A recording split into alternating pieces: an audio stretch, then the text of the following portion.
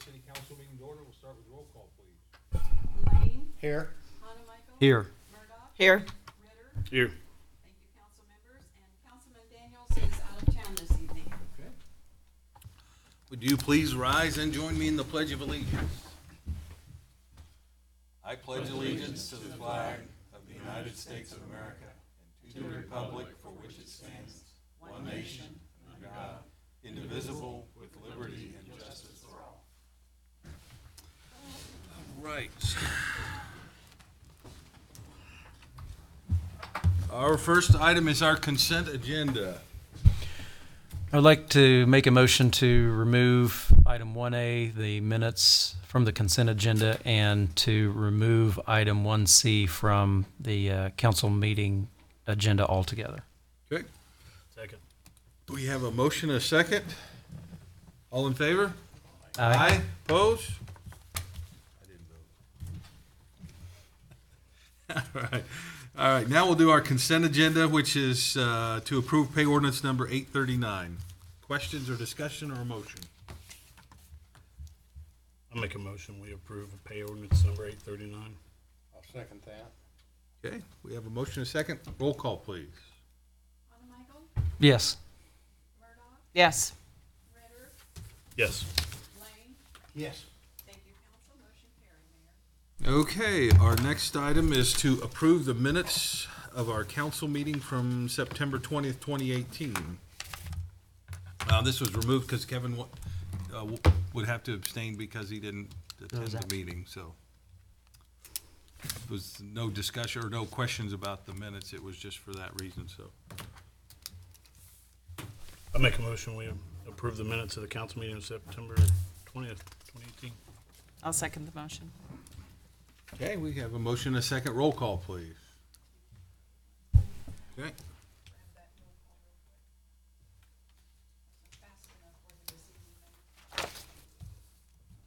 Lane. Yes. Michael. Abstain? Ritter. Yes. Murdoch. Yes. Thank you, council. Motion carried. Okay, number 2, call to public. Anyone in the public wish to address the council tonight? Okay, please come forward, state your name and address. Bob Garrett, 8360 Wyandotte, Soto.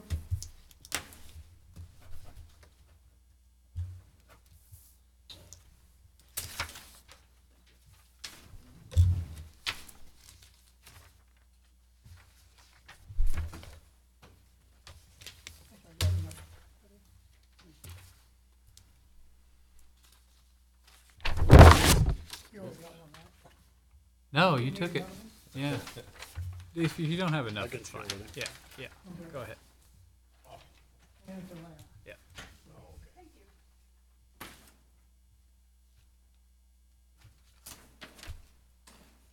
Well, as you know, we've started to make changes up at the station uptown. And we took down the old lettering up there because it was in pretty bad shape. So we put out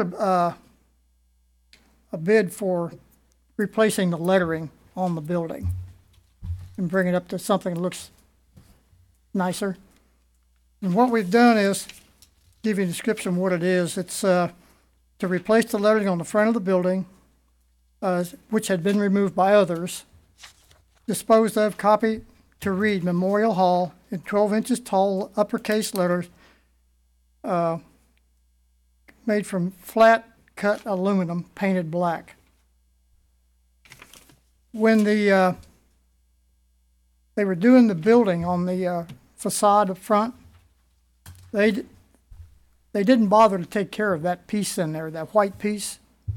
And if you look above that, the contractors didn't take care of the piece above that. So we've spent $150 taking the old letter down, and now we're going to have to come in here and have a masonry guy redo that white strip in there, and probably will do the top to make it all match. And we don't have a clue what that's going to cost yet. What I'm asking for tonight is the total bid on the lettering installed and everything was going to be $2,143.32. We're asking the city to pay half of that, which would be $1,071.66. And that's what the fire department's asking for. And like I said, we don't know what it's going to cost to do that white up there to put these lettering back up. So that's what we're asking you to consider. Questions or discussion from council? So when you say the fire department, is that the Northwest? Northwest Consolidated Fire. Okay. And so is that all white brick or something that needs to be all redone, or what needs to be done? It's, it looks like they just, I really don't know for sure. The sign company come out and went up there and they said it needed help. I thought it was like stucco, but I've never been up close to look I at haven't it. either. It's this grout, mortar, or stucco. Yeah, I don't think there's any brick behind it. They said they couldn't put the lettering on the way it is. It wouldn't. Yeah, so the lettering, when we were doing the project, and for Kevin, for your benefit, the building's owned by the city, but we turned over all maintenance responsibility to the fire district several years ago after we had done improvements to the shell and to the grounds of the building, made it watertight. One of the last projects we did was the front facade, tuck pointing and sealing the windows, and we spent quite a bit of money on it. At that time, the letters that are up on the screen here are actually wooden. They're Right. just painted wood, and they were just in really bad shape. So we took them off, and we just never replaced them with that project. So that's why, and I wasn't aware that they didn't do anything with the white background there. No, as you can see in the pictures, they didn't do anything with the upper region either. So that upper piece of concrete you're talking about, Up here? No, on, right there, on up, that cap on top. Oh, this, Yeah, okay. they didn't all do the that way either. around?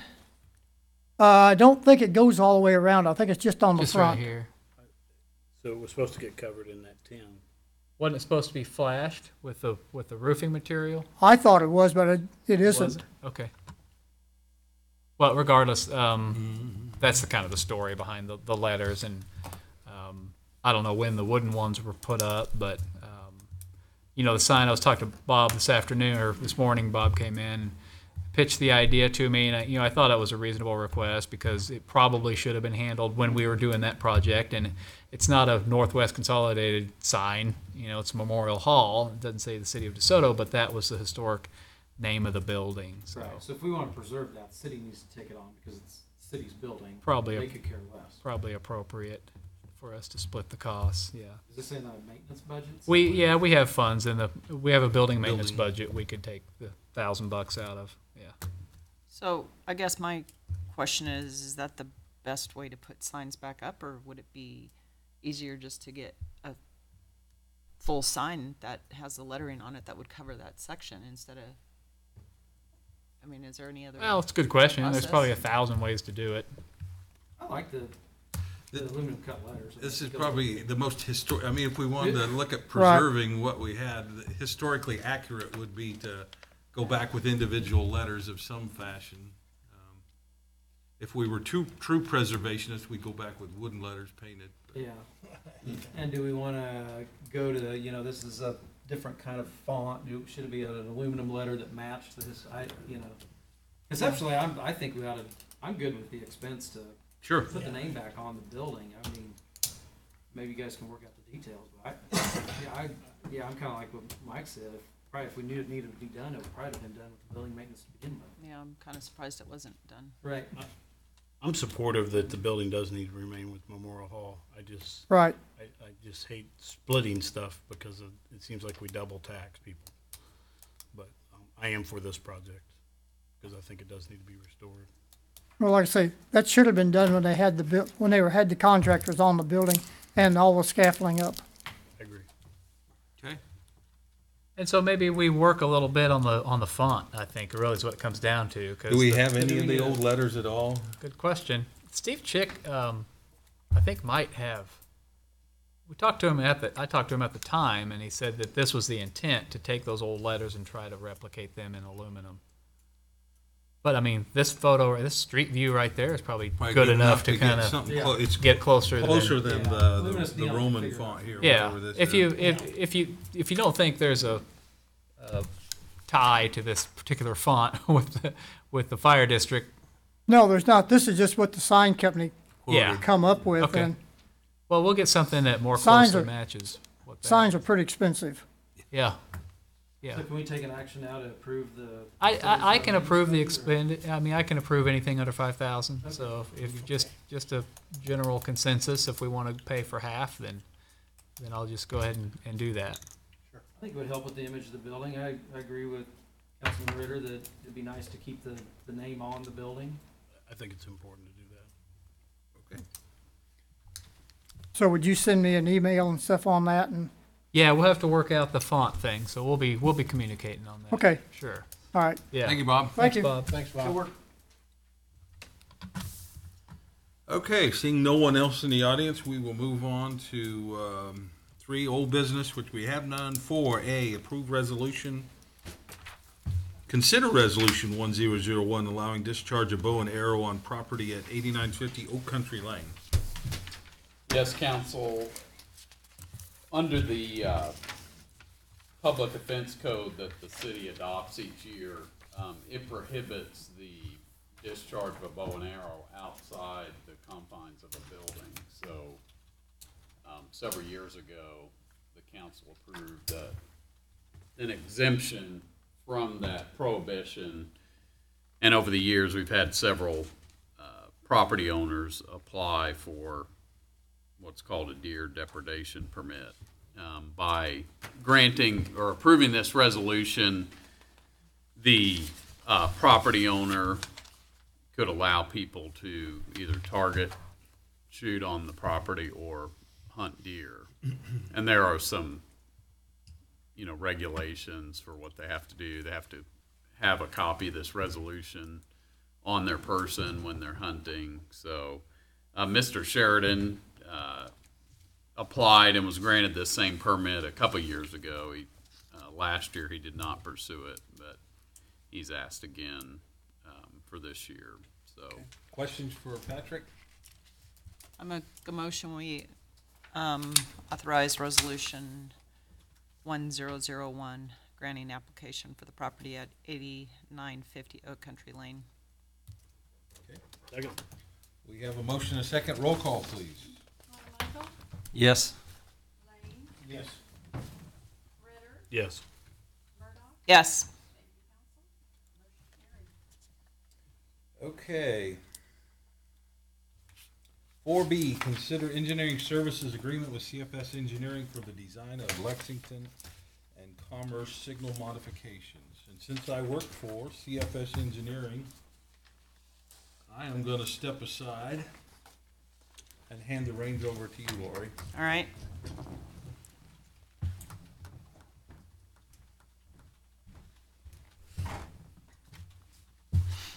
Yeah, council, remember last month we decided to put an emphasis on this project and contact KDOT again about striping that off-ramp, as we'd done several times previously.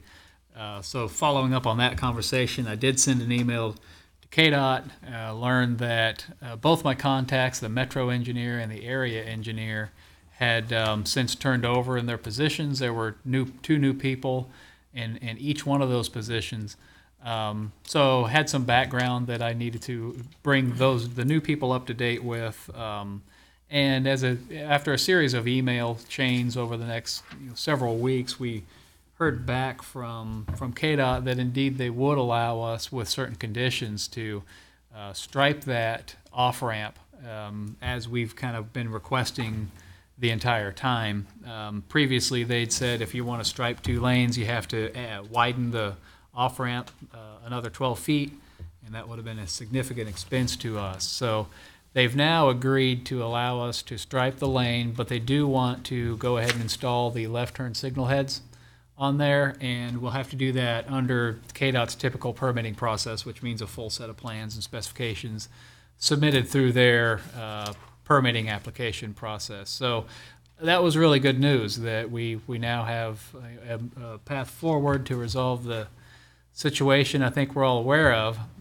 So what I did is I reached out to CFS because over the several years we've been discussing this with KDOT, CFS has provided us with alternative layouts and some preliminary engineering, some preliminary costing for what we were wanting to do with the turn lanes and with the signal head. So I knew they had a head start on it. So I asked them for a proposal.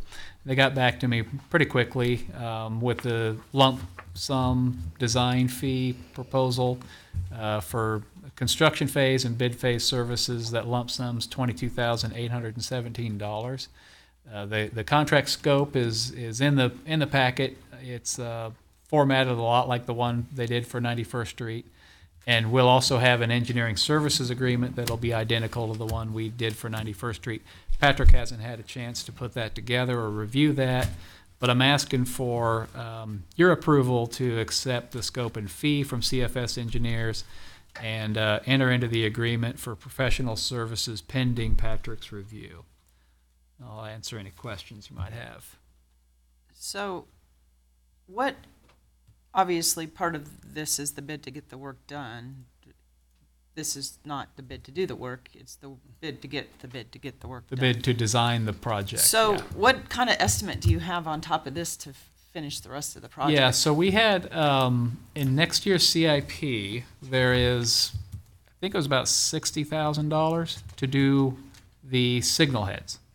That did not include the lane striping, but the lane striping will add, some to that, but striping and signage might be another $10,000, something in that neighborhood.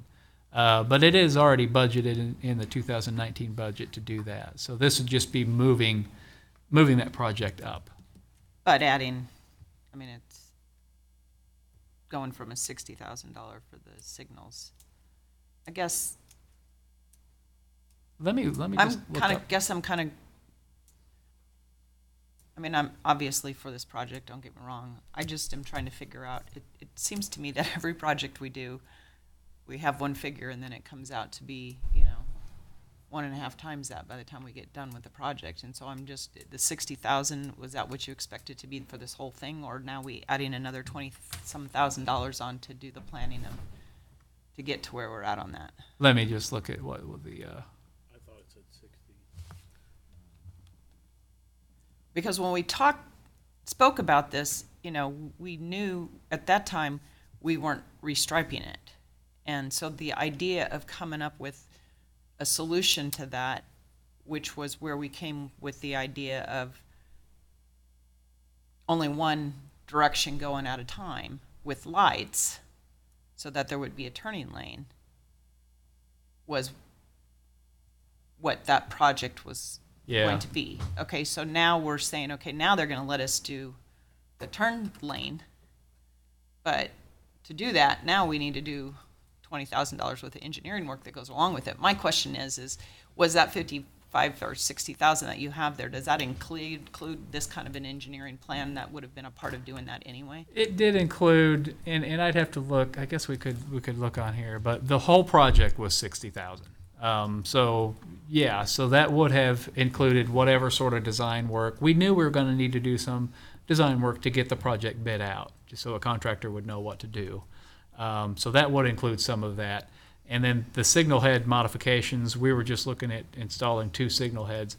So the whole the $60,000 would have included that design. I think with $22,000 in design, I'm not sure that we're going to be able to do the signal heads for the other 38,000. I don't think so. I think it's going to be more than that, but we won't really know until we have the final design and final estimates on that. It's just kind of the nature of estimating these things is you have those situations where some projects have come in significantly under and some significantly over. It's just a function of where you are in the design process and how accurate you can be with a construction project that won't take place until, for another 16 or 18 months or 24 months in some cases. So to make sure I'm clear, to make sure that I'm clear on the scope, that the 22 does include the signal design. Yeah. It's just not a striping, it's not just the intersection plan, but it includes the signal design. Right. Right.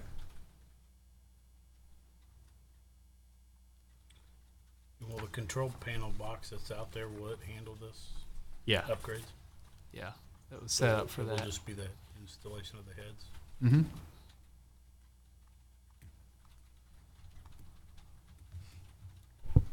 But by striping it, then we'll be able to operate the east and westbound functions differently than we were before.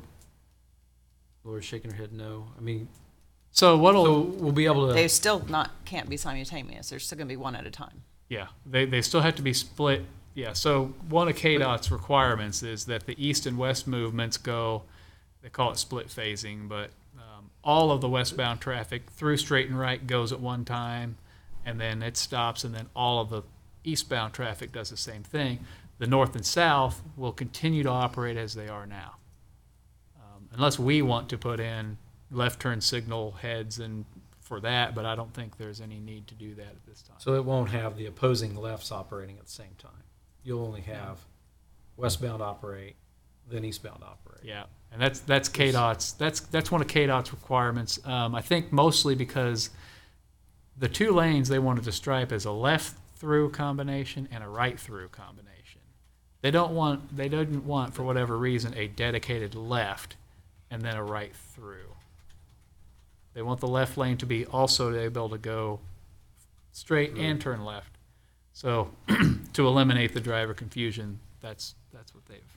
So then they'll merge on Commerce down to 2 lanes to 1. Yeah. Like they do now. Right. Yeah, you could have 2 lanes going straight through that intersection. Which alleviates the problem we have now of the cars stopping in the middle of the road trying to figure out who's going. Mm-hmm. Well, just, yeah, the light being only one direction going is what will alleviate that. So to Lori's question about projects escalating, do we know that we've got poles and masts that are going to be capable of supporting the extra heads? Yeah, Both in it length was and all. strength? Yeah, it was set up for that. Okay. Yep, the original design was. And did you repair that problem we were having with the lane and With the the light loop? changing out there, the loop? Yeah, Did that get repaired and resolved? or Yeah, Is it's that going it's to be in this hit and project? miss, but we'll have to make sure that what we do there with the lanes, we might have to reconfigure the loops detectors as well, because if the lanes change, I'm not exactly sure that the loop where the loops are going to line up with the new lane. So there may be some of that work involved too. Which definitely not going to get that in 38 grand. Probably not. And that just comes down to the protection of that loop wire at where it travels to the gravel off of the pavement. Is that where it keeps failing? I'm not sure exactly. I mean, it's just to control the control signal somewhere, and so on occasion it fails, and we go out and reset it. It's hard to, yeah. There for a while it was. I mean, it's working now, Work but persistent. yeah, occasionally we'll have times where it doesn't sense that loop. And was that 60,000 budgeted into 2019 expenditure? Yeah. And are you wanting to get the design work done yet this year and then? Yeah. It's all CIP money, so the years really Right. don't matter. Although we will It's need to there. dump some back in there because inevitably we're talking heads and probably loops, and it's probably going to push 90 grand, I would assume, I don't know. with the engineering. Yeah, okay, possibly. With engineering. Yeah, possibly. I just brought it up because it just seemed to be a serious safety issue, and I thought that we could. Oh, I move think it forward. needs Oh, fixed, and I think the definitely. fact that KDOT's willing to let us stripe that on the off ramp is a big plus. Without doing, it looks like without additional shoulder modification. Right. Right. So this is what they were wanting us to do, is this shoulder widening here. And that's what now they're okay if we don't do that. But you say they're not okay with that dedicated left? Because there's no lane to receive it if it's a left and through. Yeah, they're not okay. They want that to be a left and through. I mean, Shouldn't that's a we- discussion we'll have Shouldn't with we them. debate that with them during the design and come back and say there is no Yeah. receiving lane for the through? Yeah. Yeah, I mean, if it's going to be like this, so if we're gonna just do the split phasing where only the eastbound goes and then only the westbound goes, you could argue you don't need the signal head because there won't Right. be a conflict. There is no conflict. But there will still be confusion as to if someone's going, if you're waiting to turn left, someone might wonder, oh, why aren't they going? So are you intending to redo the lane configuration on the east side also? No. No, it stays. And there is 2 lanes on Commerce, but that one ends very quick. Yeah, it merges Yeah, just past McDonald's. And I don't know that we'll ever have the sort of traffic volume that'll be really an issue. But I think the left through thing or right through is something we can talk with KDOT about once we get the. Because they're doing counts in their scope. They're counting vehicles, right? So then you could take that to Right. KDOT Yeah. and go, look, we don't need 2 Doesn't- through lanes. Right. There's nowhere near the capacity. Well, legally, we don't have 2 through lanes now. Correct. We There have is only one through lane. I mean, that's what it is Correct. now. Yeah, it's just one lane. Right. Yeah. Technically. Well, it's 1 lane going to 2 lanes, going back to 1 lane. And that's the whole configuration when they did that east side is what's messed this up big time because they went from a 1 lane into 2 lanes where one of them isn't even is worthless. I mean, there's no point for that one. So when These they don't- redid this, it was done kind of not very brightly. These don't line up. To use engineering terminology. To be the expert engineer I am, yes, I'd say that. Because they see that lower light over here and they think that it's 2 lane. Well, yeah, because it looks like it's 2 It looks lanes like anywhere else you're going, so you're coming out of 2 lanes and you're going into 2 lanes, but.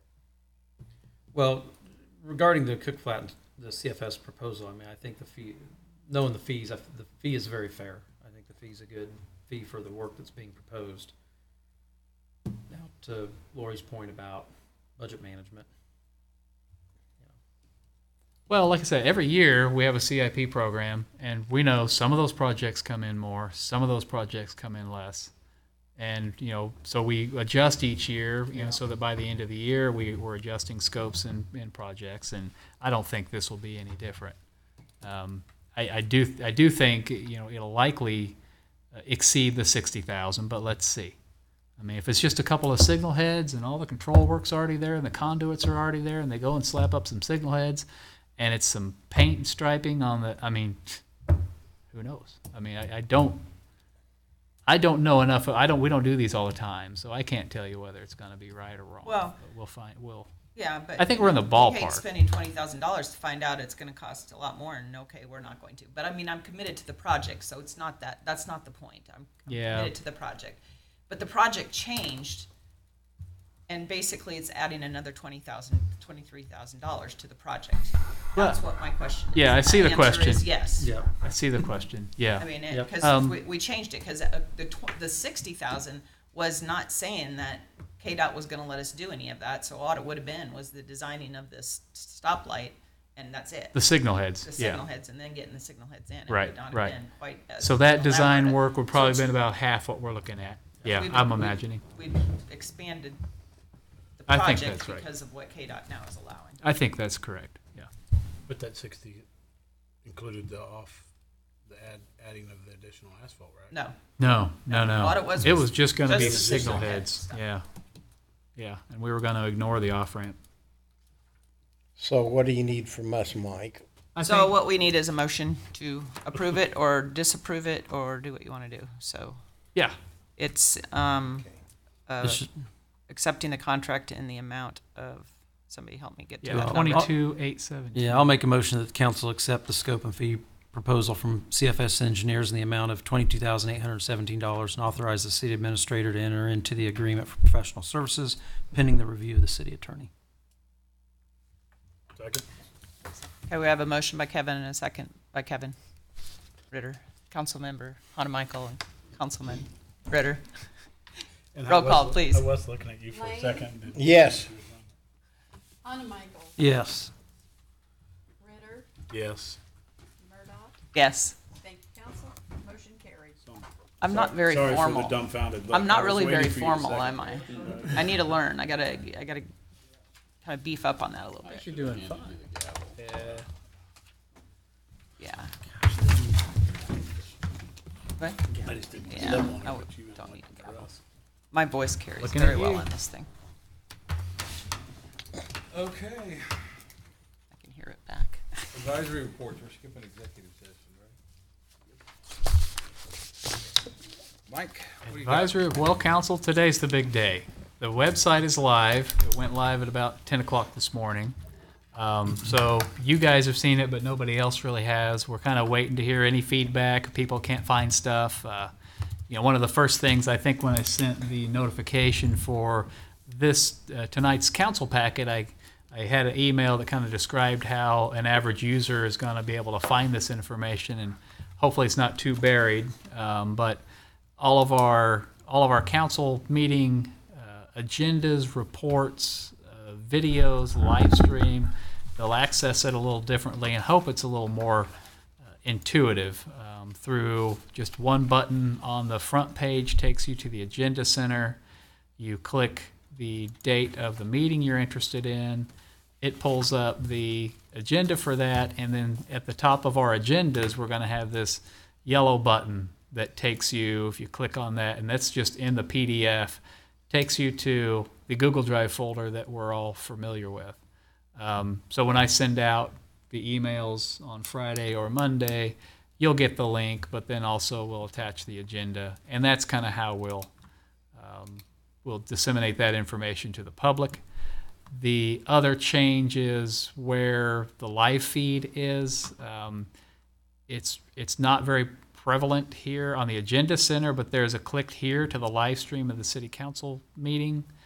That's hidden a little bit, so I also, if you go to the home page, under government and city council page, there's a big live stream link there. So hopefully people can find that. And if they have the link, it's the same link. It goes to the same place as before. Just goes to the YouTube live feed channel, which is pulling up there. I won't. So there it is. It's lagging us. And there it is. And that's annoying. So I'll get off of that. Not bad though. All your pictures are here. Hope you like them. There's been some pushback on city staff in terms of pictures on particular sites. What I want to do is put faces with names, so every time you go to a department page, you have a picture there, so smiling face, hopefully a little bit more engaging. The other thing we've done on the website is this announcements carousel. So I've tried to spend a little bit of time making some articles there. We've got one on our social media rollout. We've got one on our recent neighborhood revitalization program and building permit fee reductions. Got a whole expose on the strategic planning process. There's a welcome page, government page, and one on pet tags. So we'll try to keep this content here relatively fresh.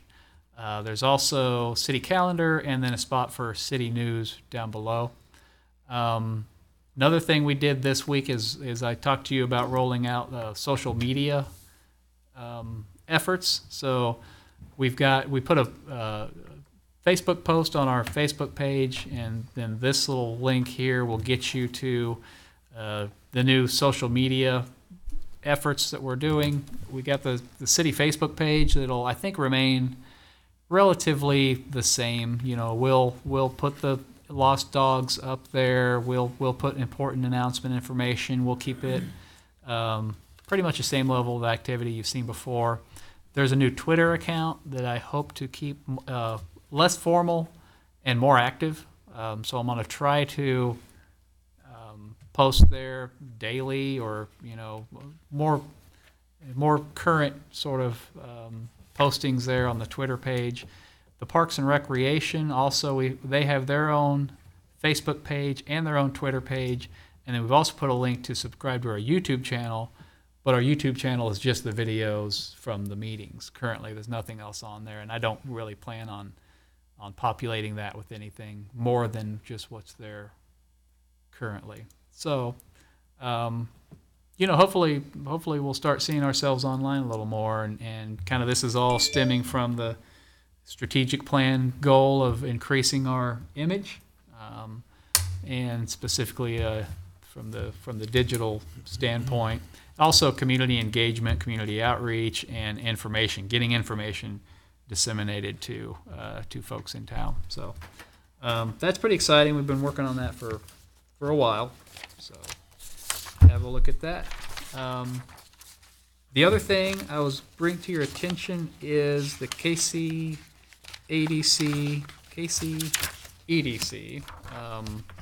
annual meeting.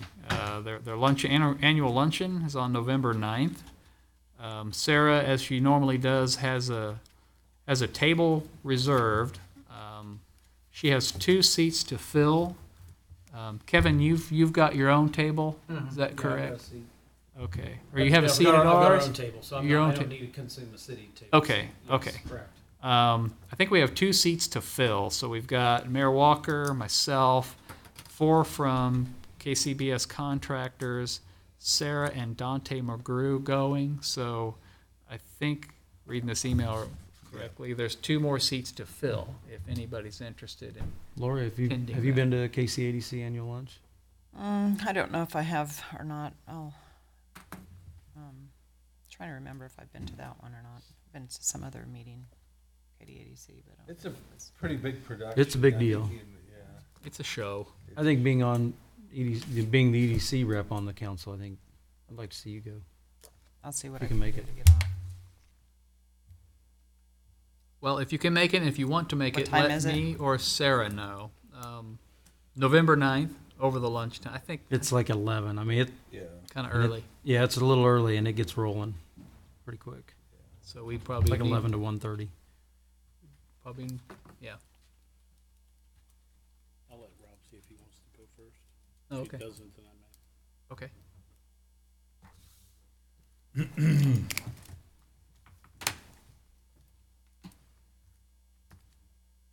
All right, we'll confirm that then. Follow up later on. Okay. Anything else tonight, Mike? That was it from me. Thank you. Well, good work on the webpage. I'm glad to see that's Thank you. out. Yeah. Patrick. Not much, other than we've been working on the broadband contract, and Mr. Bosch has been really easy to work with. Just sent him some final revisions on the surety bonds, but it looks like that's coming together pretty good. And I'll be at the city attorney conference in Topeka tomorrow. So that's all. Okay. Lana, anything for? 2 things, Mayor. Just to remind you all, as Patrick said, he'll be at the LKM City Attorney Conference, and your conference begins on Saturday. You should have received information from the league regarding parking if you're planning to go tomorrow because of the president being in town. So the parking might be a little congested around the hotel area there, the conference center.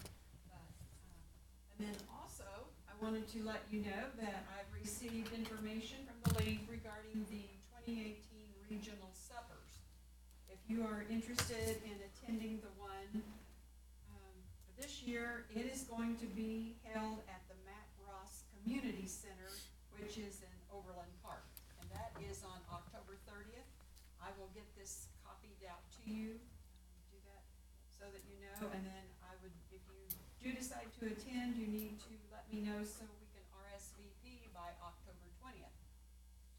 Okay. So again, the date for the dinner is October 30th, and it begins at 4:00 p.m. with an overview of home rule, and then the dinner will follow. So just let me know. That would be fine. Okay. That's all I have, Mayor. Thank you. Thank you, Lana. Council comments. Danny, you want to start tonight? I don't have anything, Mayor. Thank you very much. Thank you. Kevin? I'm good, Mayor. Thank you. Thank you. Lori? Nothing, Mayor. I don't have anything. Kevin? Wow, I might as well come up with something then. Last week I attended the Casey Chamber Leadership Exchange trip to Denver, which is a trip they do annually to go to a city and look at what they're doing well or what they're doing interesting or how they're growing, how they're developing. So it's about 120 area business and community leaders. They charter a Southwest flight out, spend 3 days out there, and then come back. The focus was workforce development, economic development, and transportation. Some things that Denver's been really excelling at. So I was able to represent DeSoto as well as part of that. And the interesting thing was, Denver's been really successful because they really take a proactive approach towards regionalism. They've got a mayor's council that is about 40 different cities that actually has a staff person. They meet on a regular basis, but that's how they really promote regionalism and effectively, and not step on each other's toes or compete too much between cities. And it sounds like Kansas has kind of a mayor's We have the coalition. Johnson-Wyandotte County Mayors have an association that we meet monthly. They have kind of similar. Then we got the state line that kind of divides Yeah. us. So And Kansas, I have never been to one, but I have heard that there is a regional one that was meeting annually but that has not happened since. well, it's interesting to think about, in these aspects, particularly economic development, workforce development, of how we're affected by everything that's going on around us, right? And so, I've said we need to be sure that we're at the economic development table, that we're there, we're present, we're visible, we're active. But it kind of made me think a little bit more about, and what is our seat at the table? What's our role at the table? And how do we protect our seat at the table in some cases? But, we're talking with some of the other adjacent city, mayors and elected officials as well. And, you look at different cities, like my role in Wyandotte EDC, Wyandotte County's got workforce, right? So they've got workforce. Doesn't matter if a employment center lands somewhere else. The key there is transportation. How do you get workers to jobs? But it's interesting to think about, what's DeSoto's role in the metropolitan area? What is our strength? What do we contribute? What do we bring? And how does that interplay with successes or struggles in our surrounding communities? And so what's our position on the team, if you will, of the greater metropolitan area, and how do we benefit from, or how maybe are we challenged by things that are happening throughout the metro? And I know we can, we think a lot about what's happening within our city limits, and we got our problems and our struggles and our issues and our priorities and our objectives. But it's also interesting to think about, how do we relate, and how are we affected by the entire metropolitan area? It's a good trip. Good. Thank you.